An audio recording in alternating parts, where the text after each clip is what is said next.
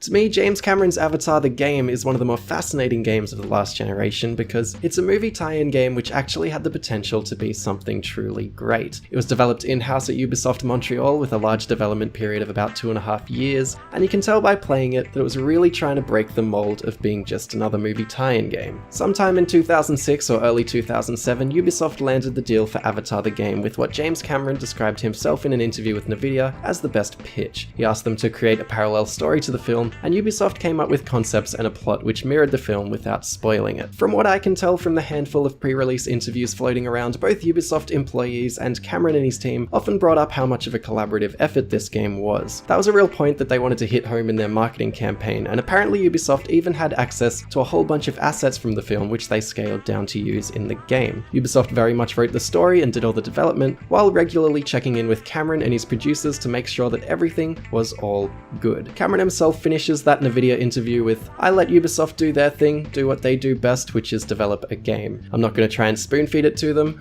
or tell them how to do their jobs." Another thing they were pushing even harder before release was that this game is playable in full 3D. I remember people going to see Avatar because of the 3D, so this is a natural tie-in, and researching for this video, it always came up, and it got a bit exhausting, so I'm mentioning it now, and I'm never mentioning it again. And you can play this in 3D as well on your TV? You need a special 3D TV to see it. Not everyone's going to have it, but eventually that's going to be standard on all our TVs, and then we're all going to be playing it this way. Well, that never happened. This guy's name is Kevin Short, and he's the lead writer on Avatar the game. Previously, he was the lead writer on the Lost game, and he did some writing on Far Cry 2, a game which shares Avatar's engine, and he went into leading narrative roles with Watch Dogs, Far Cry Primal, and For Honor. It's kind of funny that Ubisoft have this lead writer who seems to be consistently mediocre, but it's fair to say that he's a good ideas man, and Avatar is no exception. Set 2 years before the film, you pick from a bunch of preset lads and lasses and play as a marine named Ryder. I picked this fellow who's sent to the alien moon Pandora to participate in the Avatar program. The humans, or the RDA, are hanging out there for that sweet unobtainium, but mainly in this game they're like, "Yo, what up? Where's your sacred tree? We want it so we can control Pandora and speak to your god or some shit." And the Na'vi are all like, "Nah mate, we know what you're doing, we gotta stop that," and that's kind of the gist of it. At the time of writing, I finished this game up yesterday, and I kinda had to look the game up as a refresher for the story, because the plot gets super convoluted by the writing, which shoehorns in excuses to go on missions. The story peaks at about 40 minutes in, where you're given a choice to either betray the RDA and join the Na'vi, or remain with the RDA and help them with their mission. For the first 40 minutes, the game does its best to accustom you to the story and gameplay by quickly setting up who you are and what's going on, and it lets you try out 2 different game styles, human or avatar. As a human, you play a third-person shooter, and as an avatar, it's more of a hack and slash. The first 40 minutes aren't too bad, but they could be far better. There's not really any characterization going on, so you don't really care what's going on, so by the time you get to the decision, it doesn't really hold a lot of weight. What I find really funny about this is that Avatar the game released about 3 weeks before the movie, so a lot of people got their hands on this as a sort of preview to the film, but it does such an exceptionally poor job of explaining itself, and you kinda need the film to really get it. It's really funny going back and reading and watching reviews for this game, because basically all of them complain that it's just too bewildering and they're not completely sure what's going on. Anyway, if you shoot the Na'vi, you play out the rest of the game as a human, and if you shoot the humans, you play out the rest of the game as a Na'vi. Simple enough. It's basically a choice between good or evil, because like, come on, you're either invading someone's homeland and killing all the indigenous people, or you're trying to not let that happen. It's funny, in the interview with Kevin Short, journalist Dean Cuphead Takahashi asks, "Isn't it clear who the good guys are here?" And Short's response is all like, no, we tried to tell both sides of the story and make both options seem defensible, but they're not, and the game doesn't really try and hide that. So I started as a good guy with the Na'vi campaign because I wasn't really into the whole genocide thing, and after shooting the humans, you join up with your avatar mate to join the Na'vi. Almost immediately, your outfit completely changes from some very typical looking clothing to a Na'vi outfit, and you're amidst a Na'vi base, and you're talking to the Na'vi people, and it's all like, well, this is all a bit sudden. It happens between a loading screen with no words said. The majority of the movie was dedicated to Sam Worthington slowly integrating into the Na'vi culture, but here it's all just like, yeah, whatever, what's up, I'm the new guy, and they're all like, cool. Cool. That's not to say there isn't some light pushback, but after a few missions, it seems like everyone loves you, except one stubborn guy who you kinda spend the rest of the game trying to convince. It ain't long before they even do that thing where they fully convert you from a human to a Na'vi, and that also happens like it's nothing. That's the damn ending of the movie, and it's all built up and it's this huge thing there, but here it's just like, you're fully one of us now, so no worries, take it easy, hooroo. This extends into like everything in the story. You learn to ride alien dragons, or Ikran as they're actually called, right at the start, which probably should have been a big event about halfway through, and your character even seems to learn some of the language despite there being no indication that he's ever even attempted to. I'd say that up until the decision, the story at least shows some potential, but as soon as you make a decision, it all just falls apart. The acting and cutscenes all suck pretty bad, and for the most part, the story just feels contrived to make you go and do things. So is going and doing things any fun? Well, yeah, I mean, kind of. It's very, very undercooked, but I actually enjoyed the combat enough that I didn't often find it to drag on and overstay its welcome. Granted, both of the campaigns are only about 4 hours long, so there's not a lot of welcome to overstay. Like I said earlier, this is a hack and slash, but it doesn't have any combos or anything. You just left click to swing your weapon, and that's kind of it. You can swap between weapons which balance damage with attack speed, and you also have a gun, a crossbow, and a bow to choose from, none of which are as fun as they probably should be because they just don't feel right. For whatever reason, Avatar the game doesn't have over-the-shoulder aiming. Like, you can't zoom in any of the weapons and focus your aim, so you're just sort of flailing around behind the character, which isn't awful with a mouse and keyboard, but it doesn't feel quite right. Bad hit rego and consistently spraying recoil really takes away a lot of the oomph that it should have. Also with the bow, the enemies get hit before the arrow even reaches them, which is really quite strange.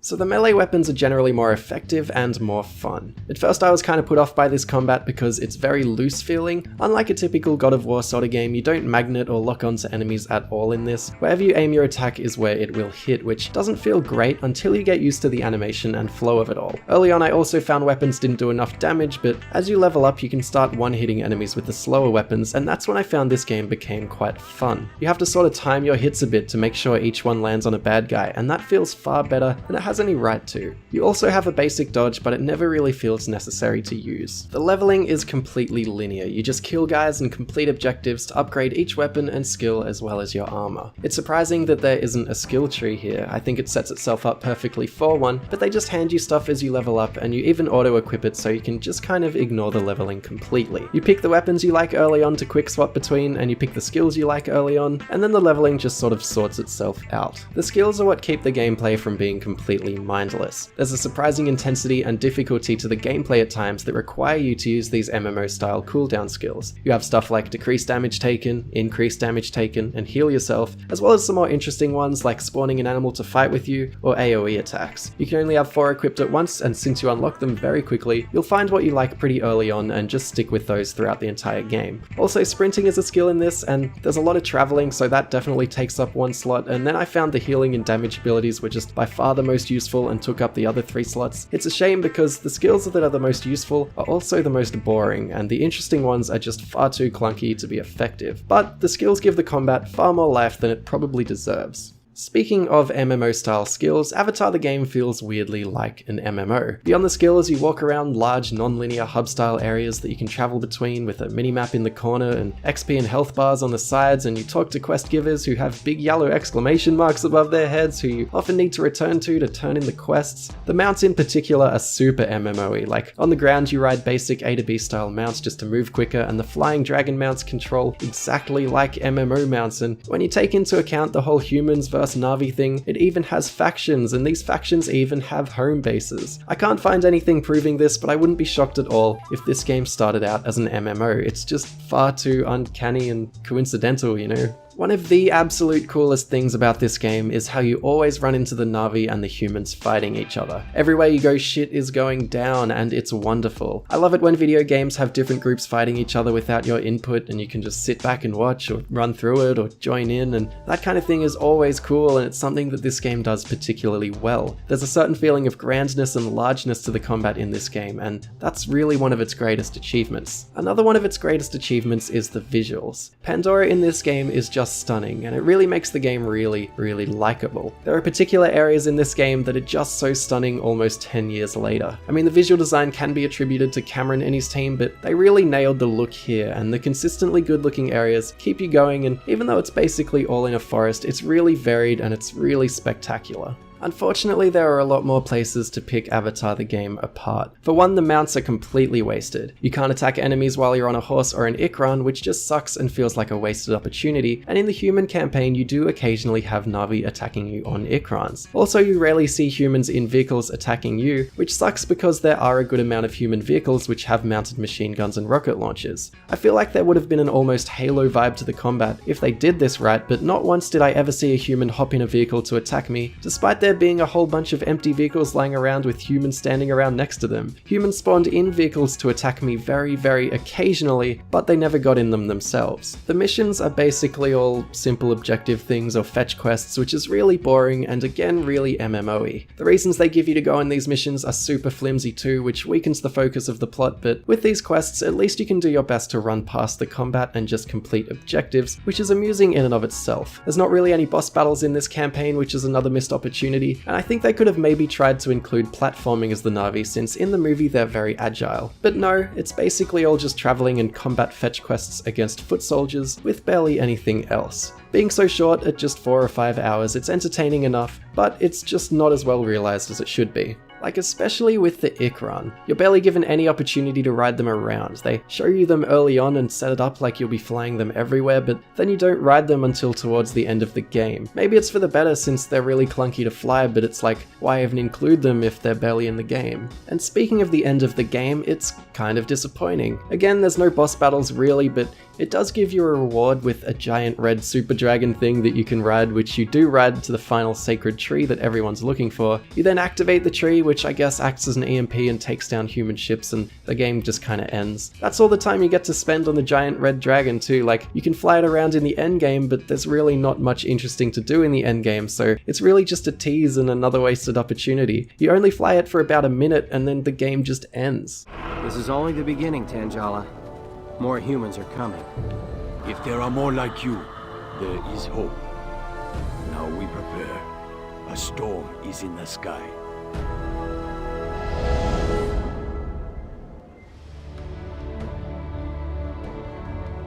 So what about if you pick the humans? Well, gameplay-wise, it's like if all of your weapons were just variations on the Na'vi gun, everything is much bigger, your skills are basically just renamed versions of the same thing, so I stuck with the same ones, which is super lame, and you fight a whole lot of animals and plants. Fighting plants is always lame. You are given a flamethrower to kill the plants quickly, and they inherited a bit of the fire physics from Far Cry 2, which is cool, but the flamethrower is pretty much useless against any other enemy type, which is a real shame because it's otherwise a really cool flamethrower. I'd say the combat here is definitely more tedious than as a Na'vi because guns and aiming aren't super fun, but again, the game is quite short, almost as if it knows it's bad, so you don't get too bored. Maybe I'm too sympathetic for something that's completely fiction, but damn, it's kind of weird to be killing the Na'vi. Like, the movie is all about how these Na'vi are the super pure, happy people whose livelihoods are getting destroyed by the humans, and here I am just killing waves of them like it's a goddamn video game, but it is a goddamn video game, so, you know, you just kind of get used to it, I guess. What's funny is the protagonist always asks his superiors every now and again, like, this seems wrong, why are we doing this? And they always respond like, don't go getting a conscience now, Ryder, we're on a mission. Like, wow, both sides really are defensible, Kevin. So isn't it clear who the good guys are here? No, we really didn't want to create a situation where there's the good guys and the bad guys. Mm-hmm. Instead, what we wanted to do was make sure that both causes have their justifications, have their reasons for why they're doing what they're doing. Mm-hmm. And I think we pulled that off. Unlike the Na'vi campaign, they've put you up against actual bosses this time, and maybe it was right not to have bosses for the Na'vi campaign because Jesus. Alright, so the first big boss you come across is one of these giant slimy dog things, and it's bad. It does the sort of basic charge attacks that you're meant to dodge, but the hitboxes and wind-up animations are all out of whack, and it can easily get you in a nonsense stun lock.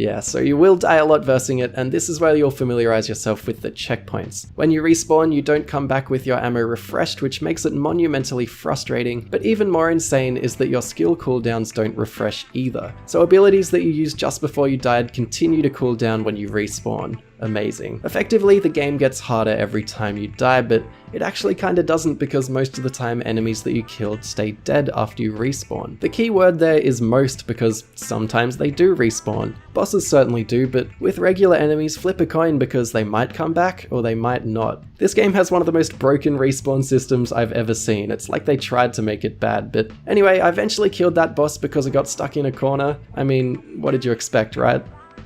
I really like all the vehicles and machinery it lets you play with. It lets you in mech suits and airships and hoverboats and land vehicles like the buggy, which looks and feels suspiciously like the one out of Far Cry 2. It even uses the same sound effects. Unlike the Na'vi campaign, you can attack with vehicles because most of them have weapons attached, and it gives the combat a lot of flavor, but you're not given enough opportunities to use the vehicles, and most of the time you're just left with the bad third-person shooting. Still, it's a welcome addition, and vehicles keep the game interesting enough. It's just another part of this game that shows that they put a ton of effort in and didn't really capitalize on that effort. You can find Sigourney Weaver, Michelle Rodriguez, and Stephen Lang in the game, but they're just cameos. Sigourney Weaver is talking to you on the screen at the start, but that's it. Like, they bothered to model her, but they didn't do anything with her. So I got 3 words for you. Don't screw up. Emrod is your pilot, whose lines are basically all, "Where do you want to go?" with different variations, and you'd be forgiven for not realizing Stephen Lang is in this game at all because his face is covered up by a mask and he appears briefly late in the game. I get that it's hard to get celebrities in for these games, but I would have appreciated a bit if they fleshed out these characters more to support the movie. It's another missed opportunity, but it's drowned out by a lot of bigger missed opportunities, and it's interesting that they are here. You think you're running your own show? That was Falco's mistake. Now listen to me. After everyone ignores your questioning about how bad genocide is, you eventually find yourself with another decision. This is the one other decision this game has. And I can also say that there will be more than one choice that you'll have to make throughout the game. More than one choice. More than one choice. More than one choice that you'll have to make throughout the game. This second choice has you choosing between the RDA and the Na'vi again as a human. Naturally, I betrayed the humans and helped the Na'vi because of the whole genocide thing, and I was thrilled to find out that I was basically playing the same ending as the Na'vi campaign ending, just as a human. This is also where I encountered the other boss I want to talk about. So whenever I get this guy I'm shooting down to low health, he heals, and whenever he gets my health down, I heal, and neither of us can damage each other fast enough for our heal cooldown to not reset, so this was a 10-minute long stalemate, and it was so boring. Like, I could feel myself aging until he eventually just didn't heal for some arbitrary reason and actually died. It's quality stuff. Actually, scratch that, there's a third boss that was also really funny after this. So the game sets itself up and builds itself up that you're gonna take down this guy named Savoy like it's a big deal and he's in a mech suit and you fly over to him to get to him, but once you get there you can just cheese it so hard by not even getting out of your helicopter and just shooting him from the air. I love video games. So you know that bit at the end of the Na'vi campaign where you ride a super dragon? Because this is the same ending, you instead ride that giant airship that you see throughout the game. Again, it would be a pretty cool reward because you spend the game wondering if you'll get to fly one of those things, but you fly it for like a minute before ending the game. Also, at the end of the game you meet a guy named Tangela in a cutscene who's a character that you literally kill earlier in the game. If that ain't the sloppiest mistake ever, I don't know what is. So what if you side with the RDA at the second decision? Well, I didn't do it. The game set a checkpoint so I could return to the first decision, but not at the second decision, and I didn't want to replay over 3 hours just to see another dodgy ending, so I googled it, and of course the humans succeed, and you even get some more dialogue by Sigourney Weaver. At this point, I was done with Avatar, but I thought I'd give it one last go around and explore a bit of the endgame. Essentially, it's just 100%ing areas by getting collectibles, but I discovered some really interesting things. I went back into the human base Hell's Gate as a human, which is hilarious because I betrayed the humans and no one seems to care, and I took a look around and found some really fascinating things. There's a room where they're manufacturing mech suits and it's really quite detailed. There's a fully modeled firing range with all the people standing around looking like they're expecting you, but you can't use the range at all. There was no weapons tutorial at the start of the game, but it seems like at one point there was supposed to be. There's also a cafeteria with employees sitting around and laboratories with scientists working. Like I said at the start of this video, Avatar the game feels like it could have been so much more. Like, it's obviously unfinished, it's the kind of game where enemies would just spawn right in front of you sometimes, but the effort and the pieces are all here for something that should have been really quite outstanding, and I think I want to see the original design document because I think it was meant to be something quite a bit more ambitious. You have these magnificent looking levels, this great sense of scale, these battling factions, these vehicles and these mounts. It's all this gameplay variety, but it doesn't click together enough to be more than anything just average. It's really interesting to go back and play it. I found a lot of my enjoyment just came from experiencing this and thinking about what could have been, but as it stands, it's still kind of enjoyable in its own way. Like, I really do actually like it, but if you're gonna go out and play it, just don't expect much. So as for how the world reacted to it, well, it got average reviews but sold really well after the movie's release, and Ubisoft said in an interview with IGN that it was profitable. These days you can find quiet YouTube comment sections of people rambling about how much they loved this game as a kid and how underrated it is, and I can kind of get behind that a bit. There's also a PSP, a Wii, a DS, and a phone version of this game, all of which are pretty interesting, so maybe I'll cover them down the track. In February of 2017, Ubisoft signed on to make another Avatar game to come out with the next Avatar movies, and the developer name to make this is Ubisoft Massive, the guys behind The Division. It's interesting, I guess James Cameron and his team must have been pretty happy with this version of the Avatar game that they signed on Ubisoft to make another one. This is being touted as their next big game, and again it sounds like it'll be a pretty ambitious project, not that we know much about it. It'll be interesting to see what they come up with, and I'm surprisingly curious to see what they come up with. Words are hard. And with that, we've covered James Cameron's Avatar the game. I hope you enjoyed this. I enjoyed this. Check out some of my other videos. I like to cover weird ports of games and graphically impressive handheld games and GBA games if you're into that. And if you're like movie games, I did a video comparing GoldenEye the N64 game to GoldenEye the movie, which was really fun. But yeah, thanks for watching, take it easy, and have a good one.